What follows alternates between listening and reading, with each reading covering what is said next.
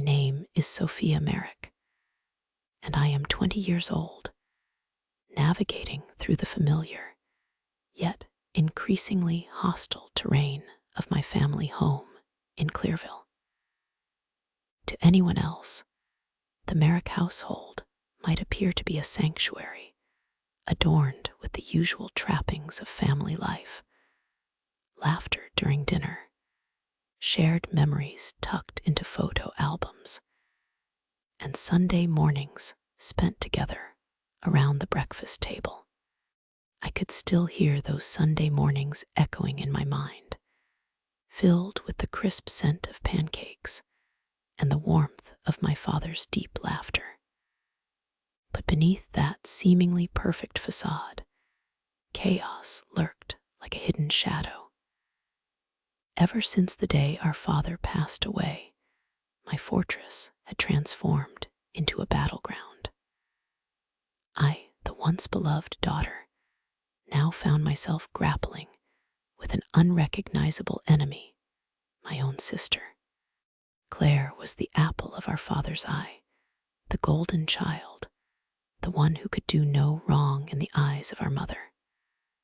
I used to admire her confidence, the way she took command of any room she entered. She was the type to walk in with her head held high, a conquering queen among servants. But now, that very confidence felt like a double-edged sword aimed squarely at me, cutting deeper with each passing day. It all began with a simple request. One warm afternoon, I approached my mother with a hopeful demeanor, the kind I had perfected over the years, trying to keep the peace and gain a fleeting moment of freedom from our chaotic home. I needed to attend a crucial coaching class, but as I walked into the living room, I felt the weight of unspoken tension that filled the air. "Can I please take the scooty?" I asked, my voice light and laced with anticipation. The small blue motorbike had become my symbol of freedom over the last couple of months, a way to escape the tension that had taken residence in our home. Just as I thought I was about to secure my escape, Claire chimed in, her voice smooth as honey, but with an edge that made my stomach churn. "Mom, the scooty has no petrol left," she said, the words wrapped in saccharine sincerity. I could barely believe my ears. I had just checked the fuel gauge not moments before, and it was still half full. "Claire, that's not true." Before I could finish, Claire pivoted, her eyes wide as if she were the one being wronged. "You always blame me for everything," she shrieked, her voice dripping with melodrama that would have outshone any soap opera. "I never get my fair chance to study because of you." Her words struck me like a slap across the face, the betrayal woven with such finesse that I could feel my mother's anger shifting towards me instead. I stood frozen, disbelief coursing through my veins. In that moment, my mother's hand struck my face as if it were on a mental command. The sting burned with humiliation, and it felt as though the very walls of our home were closing in around me, trapping me in a nightmare I could not escape. Claire feigned tears, her cheeks glistening as she looked at our mother. "Why do you always favor her? Look what she's doing to me." "Enough," my mother roared, a torrent of frustration spilling from her voice. "Both of you, just stop." I felt my heart race, the world around me slowing down as the whispers from neighbors outside drifted through the open window, merging with the ambient sound of the bustling street. I wished to vanish into thin air, to escape the anxiety spiraling within me. Later that day, I trekked back to my room, the weight of the encounter weighing down on my shoulders like a heavy cloak. Claire had waited for me, a cat poised to pounce. She leaned against the doorframe, arms crossed, and an air of false innocence radiating from her. "Did you come to cry?" she mocked, feigning breathlessness. "I mean, you must be used to it by now, right?" "Stop it, Claire," I said, my voice barely a whisper. "Why don't you just leave? You are 20 years old, but you still act like a child," she sneered, her words sharper than shattered glass. "You are a burden to this family." Each syllable pierced deep into my heart, slicing through my soul more painfully than any physical blow. How could she not see what I endured? The pressure of impending exams loomed over me, suffocating and relentless. Just that morning, I had found out that I missed the cutoff score by a mere 10 marks. I felt a surge of frustration in my chest, a heated concoction of despair and rage. "Burden, really? Look at yourself," I snapped, trying to muster up some semblance of defiance. "You aren't perfect, Claire. You don't get to pretend to be the victim here." She laughed, a sound so hollow it sent chills down my spine. "Oh, please. You're just jealous because I'm doing well. Mom wants me to succeed. Not everyone can mooch off the family." With that, her eyes glinted with a twisted satisfaction that made my skin crawl. I could see her enjoying every moment of this twisted encounter, every lie falling from her lips as easily as air, while I stood there feeling my world crumble. And then she did the unthinkable. She reached past me, her hands tearing at my belongings, my tablet and study materials scattered across the floor like broken promises. My cherished sneakers, a splatter of paint just last summer, lay abandoned beneath her foot. "What do you plan to do with all this?" she hissed, as if I were some stranger in our home. I wanted to scream. I wanted to fight back and let my anger explode, but that feeling soon subsided. No, every time I stood up for myself, she would twist the narrative, convinced my mother that I was the one breaking everything and sabotaging her studies. My pulse quickened at the thought. Days turned into weeks, and I felt myself further cornered, trapped in a nightmare disguised as a home.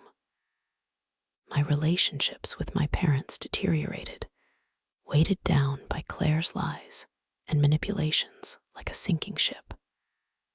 I wanted my life back, my peace, and more than anything, I craved revenge. The gnawing hunger for justice grew inside me, lighting a fire that I couldn't ignore. With resolve born from the ashes of betrayal, I began to plot my move. The very thought of putting Claire in her place sent shivers of anticipation through me. I grabbed a notebook from my study table, the cover worn and crinkled from countless hours of use. I began documenting every incident. I would take pictures of my broken belongings, capturing physical evidence of her destruction. I recorded our conversations when she crossed the line, her words spilling out hateful and manipulative like a well-rehearsed script.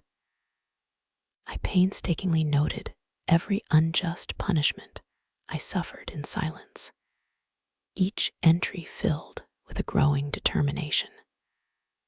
I knew I needed support. I reached out to a few classmates at school who, like me, had faced their own sibling strife. We formed a small yet powerful alliance, sharing our stories of unfair treatment that felt like echoes of my own. Together, we created a network, boosting each other's confidence amid the chaos. With this newfound support and a clear plan brewing in my mind, I decided to take my sister down. No longer would I allow her to control my narrative, to paint me as the villain in this twisted family drama. I would expose her for the liar and manipulator she truly was. I pictured the moment in my mind when I would confront her with all the documentation in hand, her lies unraveling like a cheap sweater. As the sun began to dip below the horizon that day, spilling hues of orange and violet through my bedroom window, I felt an electrifying responsibility awaken within me. Claire would have to face the consequences of her actions, and for the first time in what felt like an eternity, I finally held the power in my own hands. The shadows loomed outside my window, but inside my heart, a flame had ignited, and I was ready for whatever was to come. I stood in the living room, the walls closing in, my heart hammering loudly against my chest. The atmosphere crackled with tension, punctuated by the muffled laughter of distant relatives who had gathered for what was supposed to be a joyous family reunion. But in that moment, all I could focus on was the now familiar face of my sister glowering at me, eyes narrowed with contempt. I took a deep breath, bracing myself as I prepared to confront the manipulator who had flipped our world upside down since the day our father had passed. Claire, my voice wobbled slightly, but I steadied myself. I needed to show no weakness. I needed to be strong. How long do you think you can keep up this charade? How long do you think your lies will hold up against the truth? Claire's initial expression of surprise morphed into indignation as she took a step closer, her posture tense and hostile. The soft glow of the overhead light danced off her hair, but all I could see was the anger radiating from her. "You are delusional," she spat, the words oozing with venom. "You have gotten too confident since Dad died, haven't you? You think you are better than me because you are older." My heart raced, but I couldn't let her words affect me. I had come too far to back down now. "This isn't about being older," I said, forcing a calmness that trembled at the edges. "It is about the truth. It is about the years you have spent poisoning this family against me." Claire's face flushed as she stared me down. For a brief moment, I saw a flicker of vulnerability behind her hardened exterior, and a small part of me hesitated. But then I remembered the countless nights spent collecting evidence against her, the anguish of losing my father's trust, and the erasure of the life I had once known. I would not falter. Fumbling in my pocket, I retrieved the photographs I had printed, a collage of destruction she had wrought on our shared space. Each snapshot captured the aftermath of her wrath, my cherished belongings overturned, my books with pages ripped out, a family photo torn in half, my half left unscathed, the other half smeared with mud. I couldn't help but let out a bitter laugh as I laid them out on the coffee table between us. "Do you even realize how cruel your lies have been? They have cost me everything." Her eyes widened, then flashed with fury, morphing from shock to rage that rattled the air between us. "Those are just objects," she shouted, hands balled into fists. "You think you can turn this around on me, just like you've always done." The way her voice trembled with a mix of anger and fear was intoxicating. It drove me further along the reckless path toward vengeance. "No, Claire, This is about the reality of your cruelty. I picked up a few photographs, the corners curling slightly from handling, and waved them in front of her. These mean something. This is just the tip of the iceberg. I could feel my pulse quicken, feeling empowered. I recorded our conversations too. Do you think I forgot to cover my tracks? Claire's face drained of color as I pulled out my phone, raising it to her eye level to show her timestamps of our very personal exchanges. My triumphant grin faltered slightly at the realization that I had never actually intended to use these recordings. The concept of confrontation had been terrifying, but I was motivated by more than just revenge. It was justice against the sibling who had undermined my entire existence. "What kind of person records their sister?" she questioned, her voice trembling. "You will regret this, Sophia." Regret. The word hung heavy in my mind, but I couldn't afford to backpedal now. "You say you are the victim, yet you are exposed. Do you honestly believe you could manipulate everyone forever?"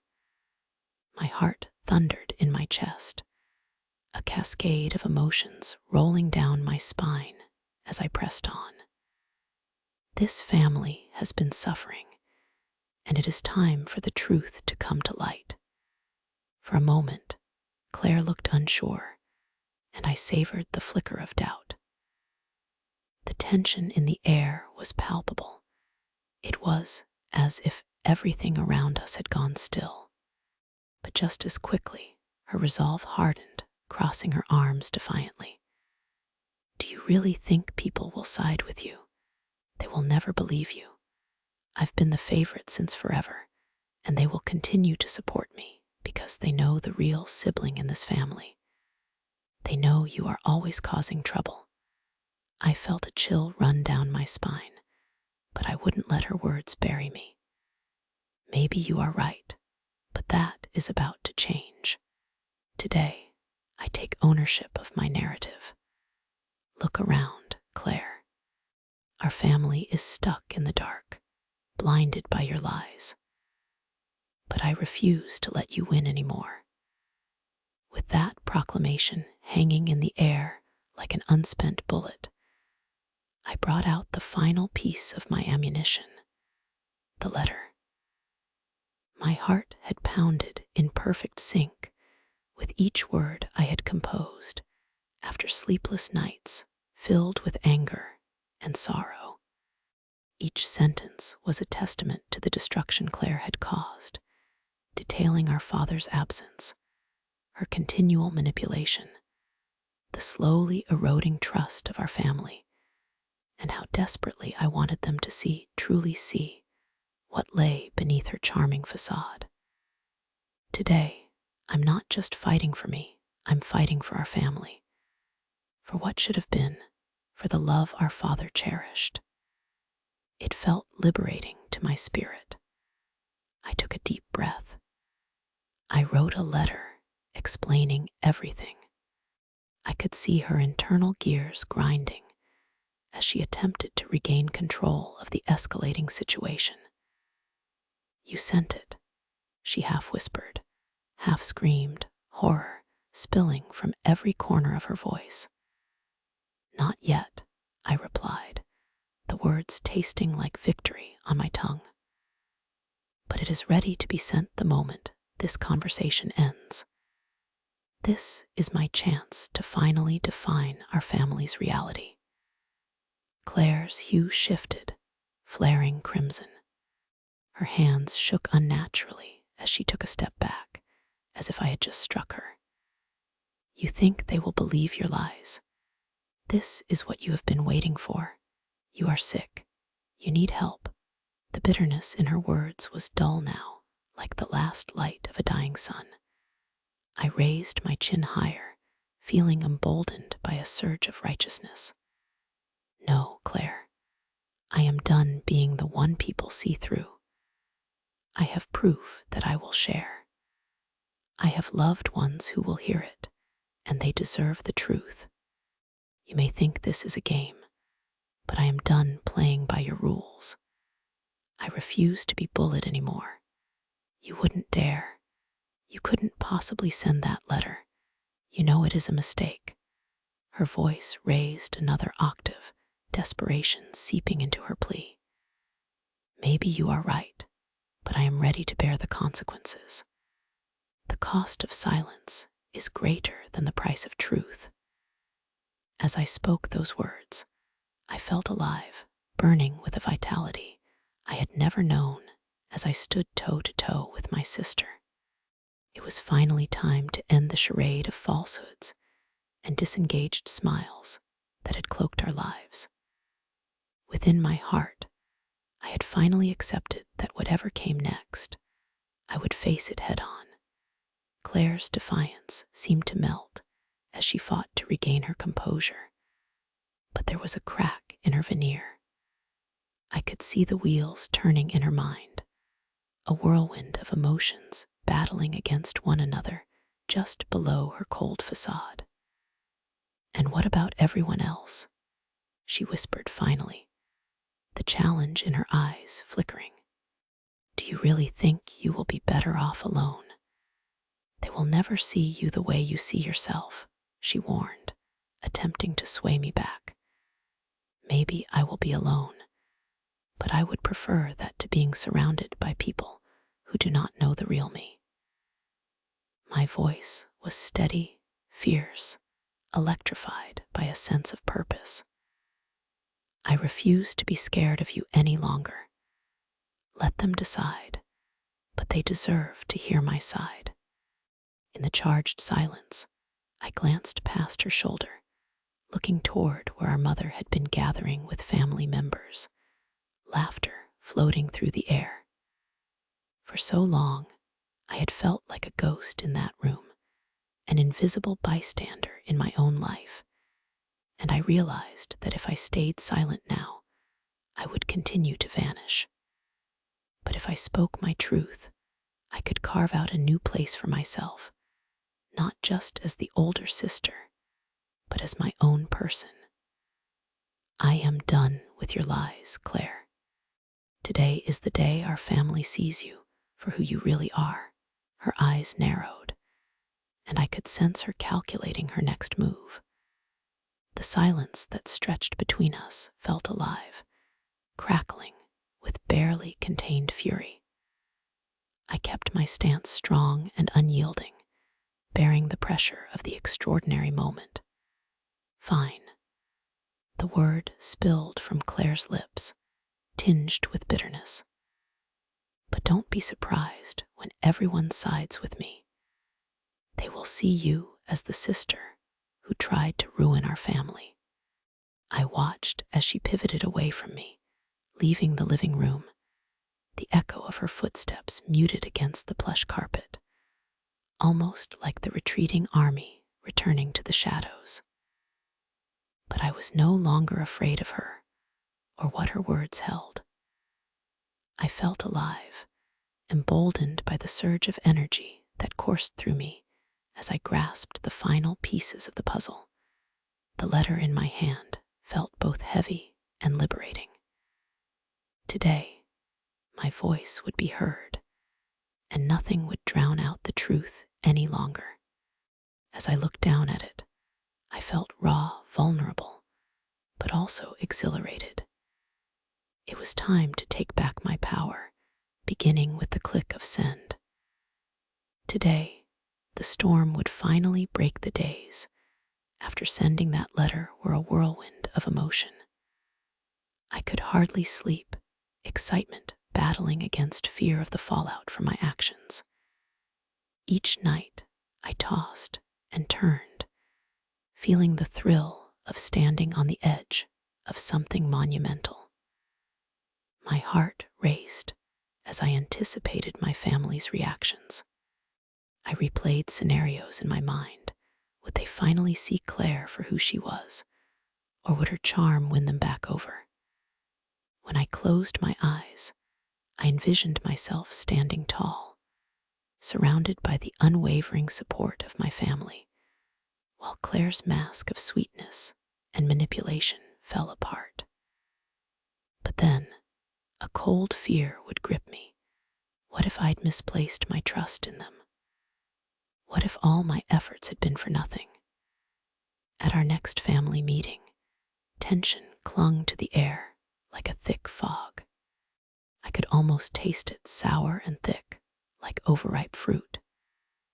I entered the room and felt the weight of their gazes bearing down on me. It was suffocating, knowing that every eye was fixed on me with a mixture of curiosity and apprehension. My mother stood by the kitchen counter, looking apprehensive, her fingers nervously twisting a dish towel as if she sought solace in its fabric. Claire, on the other hand, shot me a glare that pierced my thoughts like daggers, a promise of the storm brewing within her. The silence thrummed with unspoken words, and I sensed a shift. The usual dynamic in our family was on the brink of collapse. I had prepared myself for this moment, but it was different in reality than the vision I conjured up in my mind. I could see the apprehension in my mother's eyes, uncertainty flickering there like a candle flame in a dark room. But then Claire opened her mouth to speak, positioning herself like a queen ready to reclaim her throne. "Sophia, how could you do this? Don't you think you have gone too far?" she spat, each word dripping with feigned innocence. However, someone beat her to it. Uncle Peter, always the voice of reason, broke the silence. "Sophia, we received your letter. I have to tell you, it has opened our eyes," he said, his brow furrowed. But a glimmer of understanding began to take shape in the air around us. My heart raced as hope surged through me like charged electricity. We had no idea what was happening underneath our roof. "What you've described is troubling. Why didn't you come to us sooner?" He looked directly into my eyes, and I could see genuine concern mirrored in his expression. It was then that everything began to unravel for Claire, like the last frayed thread of a tapestry. I felt a rush of relief flooding through me. This was my moment. The whirlwind of emotions swirled around me, and for the first time in what felt like ages, I felt the corners of my mouth twitch into a smile, a genuine smile of relief and vindication. I had unleashed a storm, and I was standing firm in the center of it. I watched as more relatives shook their heads, slowly acknowledging the truth of my words. Claire's facade was cracking, pieces of her perfect image crumbling. "Do you seriously think you can turn everyone against me?" she screeched, the desperation in her voice rising like smoke from a burning building, only serving to exacerbate the growing doubt others felt toward her. I could see her eyes dart around, searching for any ally, but they were wavering, clouded by the tug of conflicting loyalties. The room was divided, the warmth and loyalty that had previously enveloped her began dissipating, replaced by the chill of betrayal. Voices began to rise, ancestors of the past reclaiming their footing. People exchanged stories, recounting moments where Claire had manipulated the truth for her own gain, her fabrications drawing lines in the sand. I listened, my heart swelling with a long-sought sense of vindication, the kind that awakens you from a long sleep. As I dug my fingernails into my palms to anchor myself, Claire's mask finally began to slip. She resorted to her final weapon, the tears, the raw, exaggerated sobs that rarely worked on me anymore. I could see her imploding under the weight of her own lies. The sound of her weeping would usually trigger my empathy, but not now. Now, it was as though I had heard these sobs 1,000 times before. They held no power over me. More of our relatives hesitated to comfort her. The sister they had always trusted now appearing darker under the scrutiny. For the first time in my life, I felt a spark of power I never thought possible, radiating within me with a newfound clarity. I could hardly believe how liberating it felt to speak my truth out loud. "You've deceived us all for far too long," I said, my voice steady and calm amidst the chaos swirling in the room. Each word rang like a bell, clear in its resonance. "What I have done is take back my voice and show everyone the truth you so carefully obscured." The words felt like chains breaking free. "You are no victim, Claire. You are the one who has created this mess." With each syllable, I could see Claire's look of disbelief morph into a rage that intensified the air around us, electric, almost volatile. The tension became palpable, a thick rope pulling us all into its fray. But it was a paper tiger now, flailing against the inevitable truth that hung in the air like an unbreakable spell. Eventually, the tide turned into a full-blown storm, and the family began rallying around me, offering tributes of support that felt foreign and exhilarating. I could almost hear the whispers of solidarity weaving through the air, the unmistakable cadence of loyalty standing steadfastly beside me. In a twist of fate, Claire soon found herself isolated, her once unquestioned charm rendered useless against the suffocating scrutiny of our family. "It hurts me to think that my own sister would go to such lengths," my younger cousin said, shaking his head slowly. He had always looked up to Claire, but the disappointment etched across his face radiated like a guidepost back to me. "I never knew you were hurting, Sophia. Why didn't you say something?" The empathy in his voice propelled me further. I felt the floodgates opening. I could voice all the secrets and pains trapped in me like fireflies in a jar. As the conversations unfolded, more family members began to share their experiences, moments where Claire's deceit had touched their lives as well. Claire's expression shifted, panic mixed with disbelief. She shot out manic responses, trying to grasp at what was left of her power. "You all have it wrong.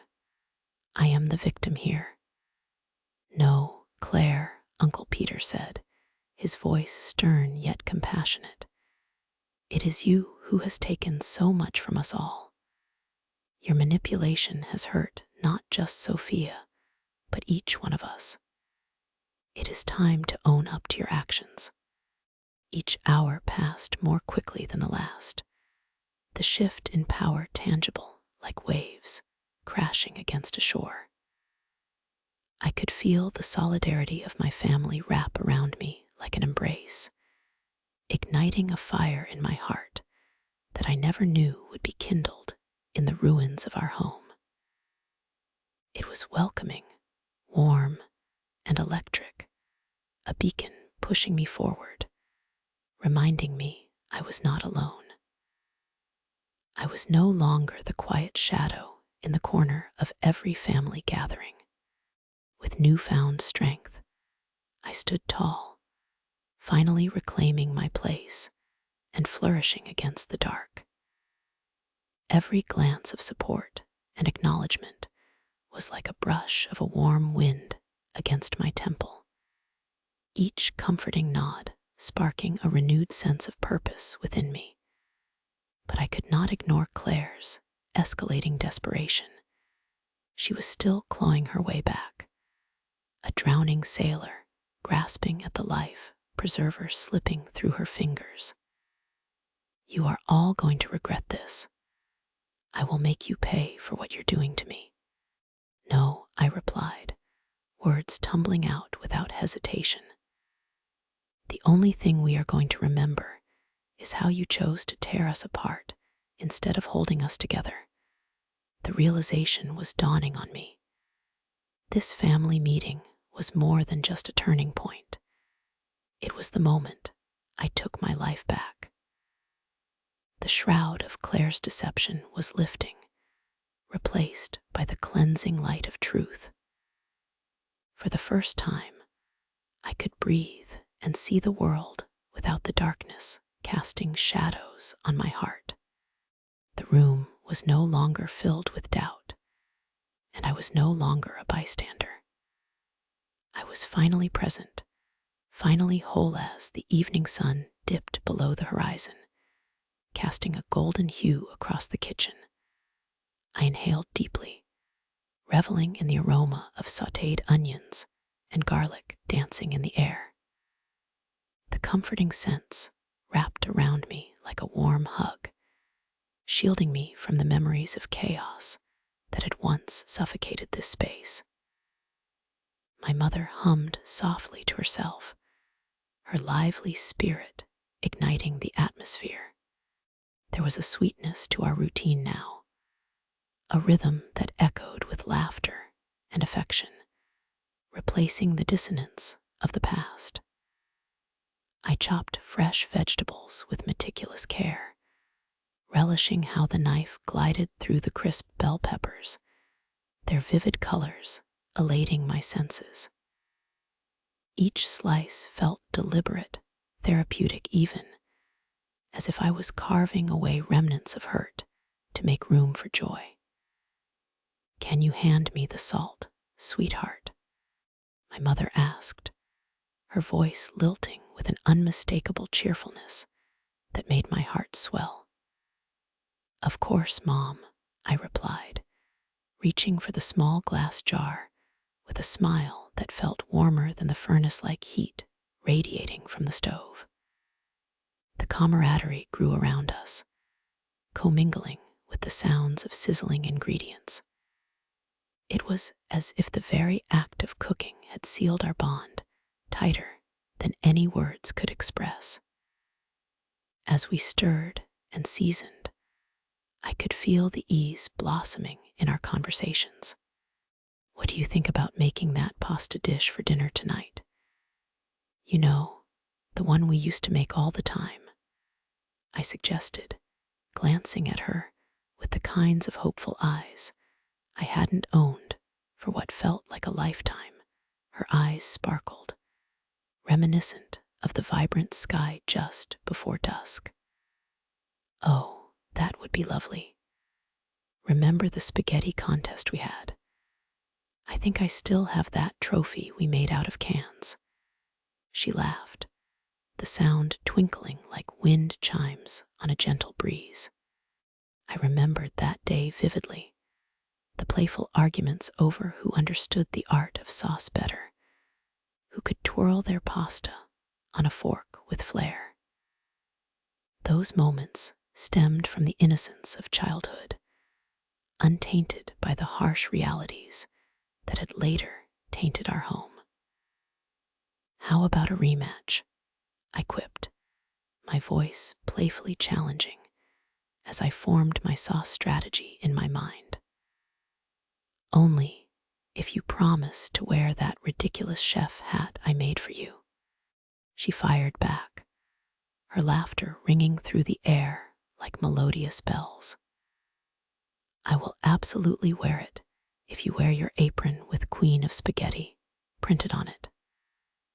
My eyes sparkled with mischief and affection as we slipped into a comfortable dance of teasing, invigorated by this connection newly forged. But just as the laughter settled into a comfortable silence, She turned to me more seriously, her expression shifting like the weather changes outside our kitchen window. Sophia, I want to apologize for not seeing how hard you were struggling. It is heartbreaking to think of the pain you endured alone for so long, she confessed softly, and I felt the air between us thicken with unspoken sentiments. Suddenly, I felt a tidal wave of emotions crash over me. Her words struck a chord deep within. I had buried those feelings for so long. The mixture of gratitude for her recognition stirred alongside the still thrumming pain of all I had endured alone, isolated in my suffering. I appreciate that, Mom, but it's okay. I know we all had to grow from this, I managed to reply, my voice gentle yet firm as I focused on the vegetables. I just don't want to go back to the chaos we had before. Chopping became my outlet, a tangible connection to the strength I had discovered within myself. With every slice, I carved away lingering insecurities, the steady rhythm echoing my journey. I don't want that either, Sophia, she softened, stepping closer. I want to be better for you and your sister, for both of you. It's just, sometimes I get swept away in the whirlwind of everything. A shared silence enveloped us, heavy yet transforming. I could sense the weight of her own battles, the baggage that clung to her like shadows lurking in closets. It's easy to get lost. You don't have to face everything alone, you know. The words slipped out before I could second guess them. It felt good claiming this space of understanding together, offering her the compassion I once yearned for. I've realized that now, especially with how things have shifted. She grasped my forearm, her grip warm and reassuring. Thank you for being so understanding, even when I didn't understand myself. I looked down at her hand on me, a gesture of connection, and felt the flicker of hopes transforming into flames of resilience. I know we can rise above this, I affirmed, the absolute certainty in my heart spilling forth. Outside, the wind rustled softly against the window panes, a whisper welcoming change. Days turned into weeks, and with each passing moment, I found that Claire had become a mere shadow of her former self.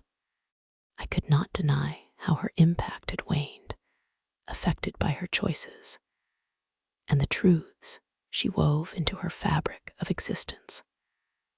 I often caught sight of her moving through the house, head down, hands buried in pockets, as if to shield herself from the weight of her actions. The once commanding presence had shifted into something significantly more fragile. I knew she was drowning in her own turmoil, the glistening crowns she once adorned replaced with thorns clinging to her ever-fading popularity. Have you noticed the way Claire's been acting? I asked my mother one evening, the two of us nestled on the couch after dinner.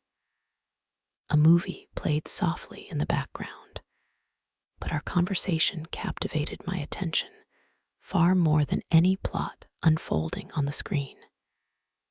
Yes, I have, she replied, glancing at me thoughtfully. It seems she's retreated into her own world.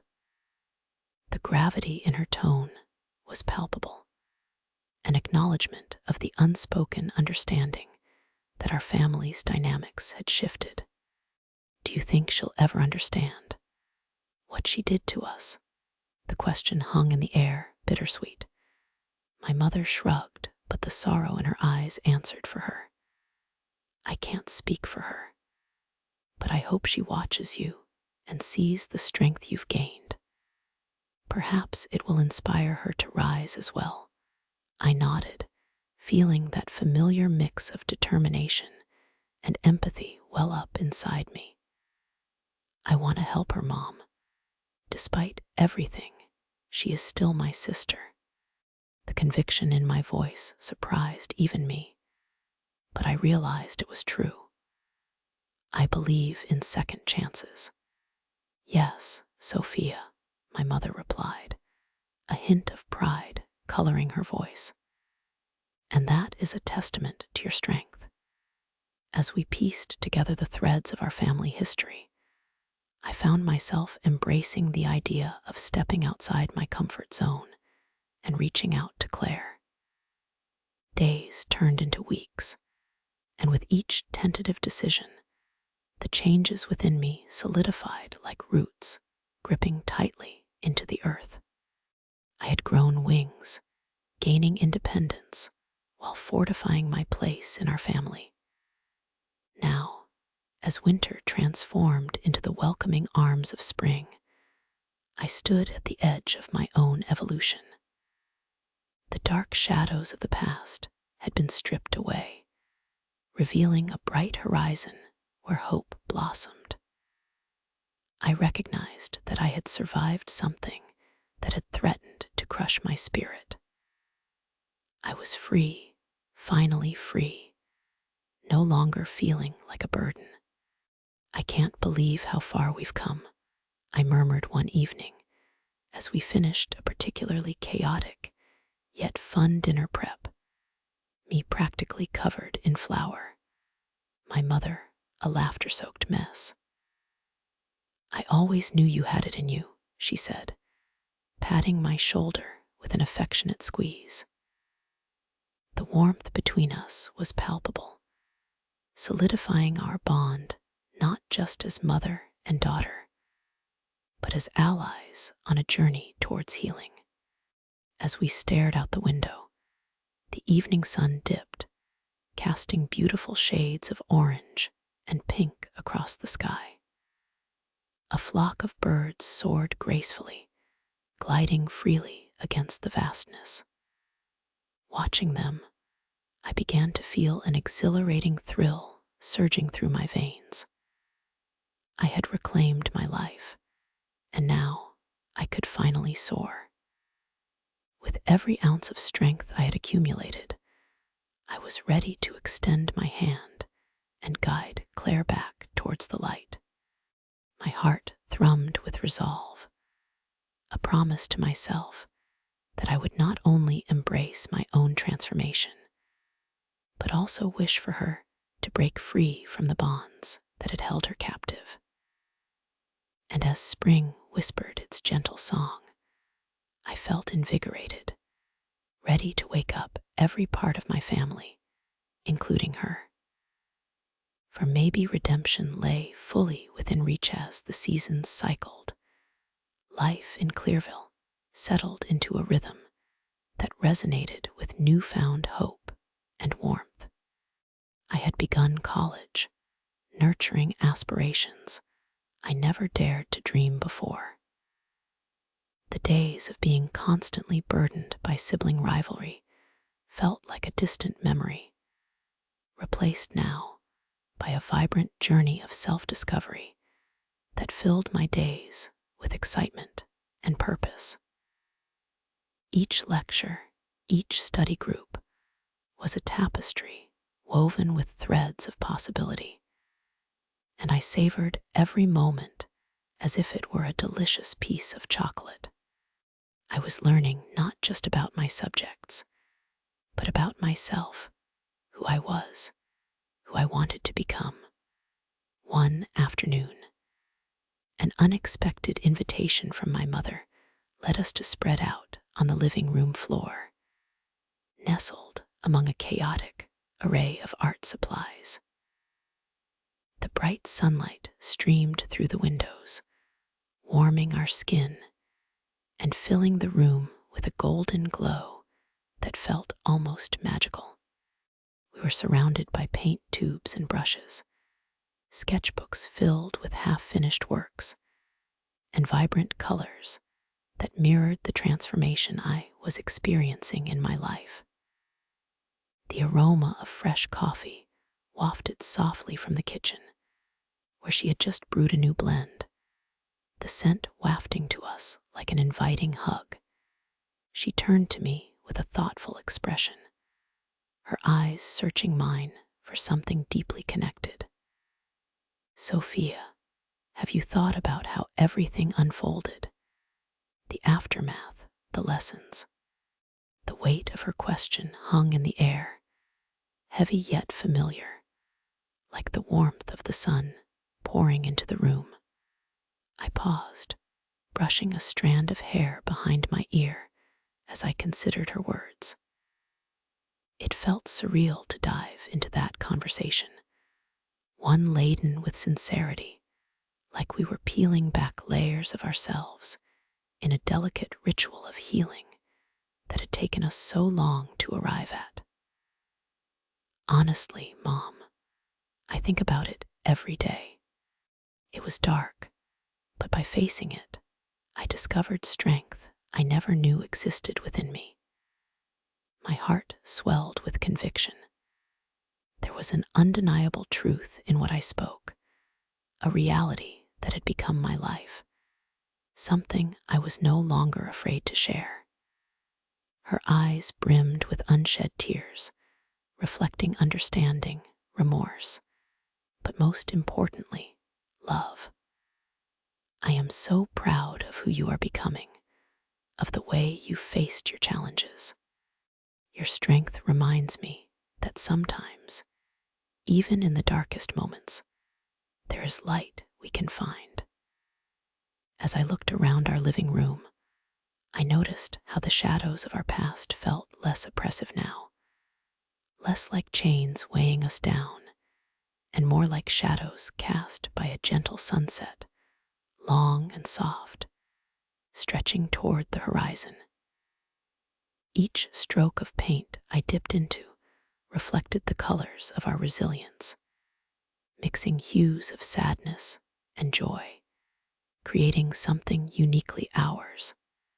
It was in that moment I understood acknowledging our struggles was essential.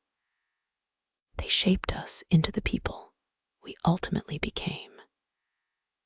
Claire's absence was felt not just as loneliness, but as a reminder to hold dear those who truly cared.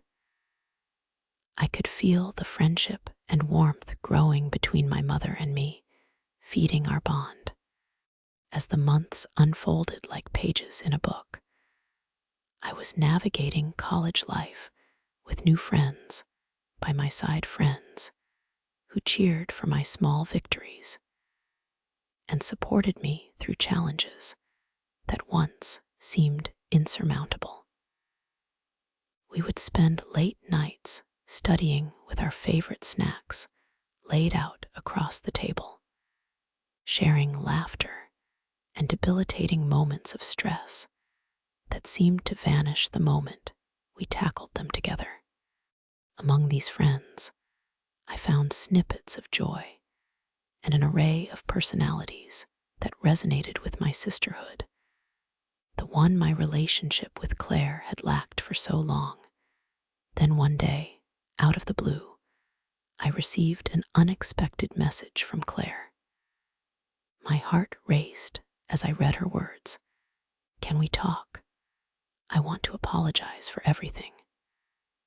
The simplicity of her text struck me like a lightning bolt, sending shock waves through the carefully built peace I had fought to attain. Her words resonated deeply, echoing questions from days past that lingered in my mind like haunting whispers. Should I drag down the walls that had held our family captive, risking whatever peace we had fought to gain?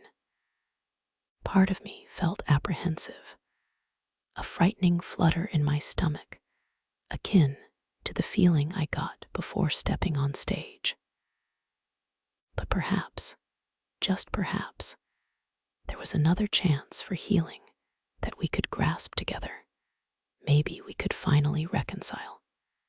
Ultimately, After much deliberation, I chose to respond, my fingers shaking over the keys as I typed out my acceptance.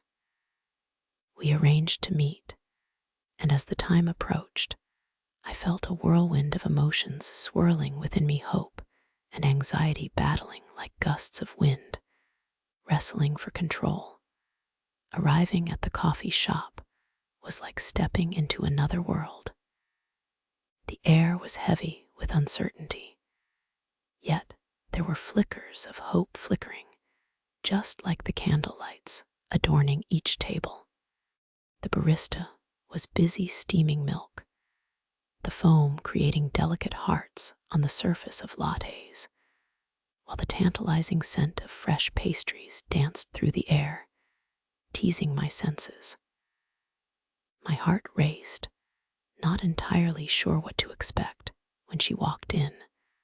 I barely recognized her at first. Claire looked different, the shadows of arrogance replaced by a softer expression.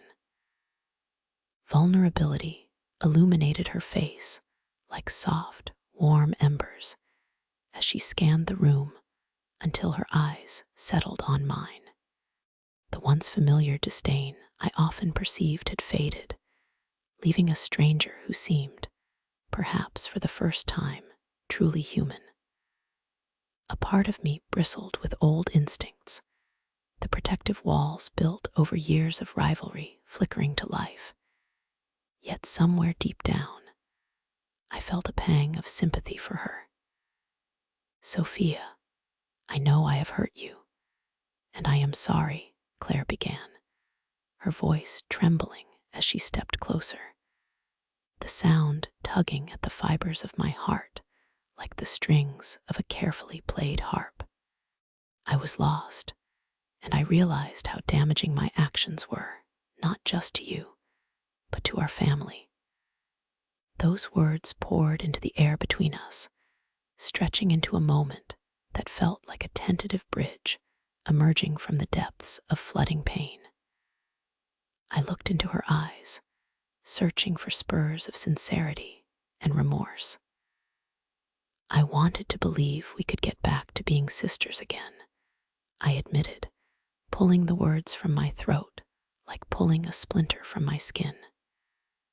"But it will take time, Claire. I hope you do find your way back, but it won't be easy. We have a long way to rebuild trust." My voice steadied with a courage I hadn't known I possessed. The road ahead felt long yet filled with a glimmer of possibility. Perhaps this time we could navigate it differently, now that the foundations of our relationship had shifted. It's my fault. I understand that now. The constant comparison, everything I did to push you down, when all I wanted was to feel better about myself. I see that I hurt you and Mom in ways I can't even begin to apologize for," she continued, tears glistening in her eyes like pearls forming under the surface of waves. With every word, I felt the tension between us dissipate, like when the sun breaks through the clouds after a prolonged storm. Claire's vulnerability was naked and honest, a stark contrast to the sibling rivalry that had once poisoned our relationship. For the first time, I could see that perhaps we were both carrying our respective burdens, shaped by different experiences, but intertwined by shared love. "I want to be better for myself, for you, for Mom," she added, the honesty tightening the bonds of connection between us, like freshly woven threads on a loom. "I hope we can find a way to work through this. Please, let's try." It was an earnest plea, a heartfelt invitation to reconnect, and I could feel my heart warming at her desire to heal. In that moment, I realized most of all, we both craved forgiveness. Engulfed in a moment of reflection, the shadows from the past began to dissipate, borne on the winds of this newfound understanding. We were two sisters trying to find our way back, standing on the precipice of healing. Our conversation continued to flow, detailing our ups and downs, stories resurrecting long-buried memories, and laughter poured forth like the rich brew of coffee, filling our cups. Each revelation drew us closer, the wounds of our past becoming the soil from which our renewed relationship would spring. With every exchange, I recognized how damaged she felt, how her insecurities had driven a wedge between us and led her to lash out. "Do you remember the summer we built that treehouse in the backyard?" I asked, a surge of warmth spreading through me as nostalgia bubbled to the surface. I could picture it us, covered in dirt and giggles, falling over ourselves as we tried to hammer in nails, two sisters, their laughter echoing against the backdrop of an azure sky. Claire smiled through her tears, her features softening as she recalled that shared memory. I remember us arguing about whose turn it was to go up first. "I think I made a bigger deal just to annoy you, because you wanted the first lookout spot," I chuckled. And for the first time, it felt like laughter lifted us beyond the weight of past grievances. The moment hung between us, vulnerable, real, hopeful.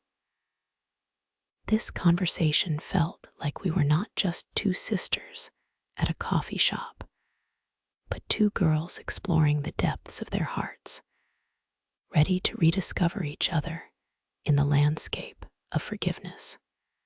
As we parted that day, I felt lighter, buoyed by the potential that echoed in our words and the possibilities that lay ahead. That new dawn emerged over the horizon, where shadows of the past were replaced by the light of acceptance and forgiveness. With each passing day, I could feel the layers of my heart being rewritten, reshaped by understanding and love, binding us together like twirling vines. One day at a time, our family's story continued to evolve, the tapestry growing richer with each turn. With the canvas of our lives laid out before us, I felt a surge of optimism coursing through my veins. I was no longer the silent observer. I was a vibrant participant in my own life, determined to ensure our story was one filled with resilience, love, and healing.